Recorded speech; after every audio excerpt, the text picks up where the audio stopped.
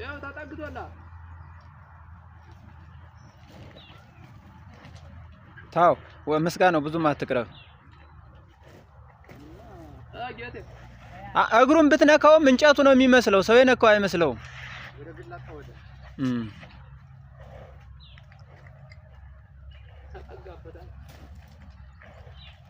ታው ባትውጣ ጌትን ያይሃል። ካየ ወደ አንተ ይዞራል። እንደሱም አይሆንም። አየህ ታጣግታ መጥለፍ ነው እንጂ ረግጦ እንዲወጣልህ እስቲ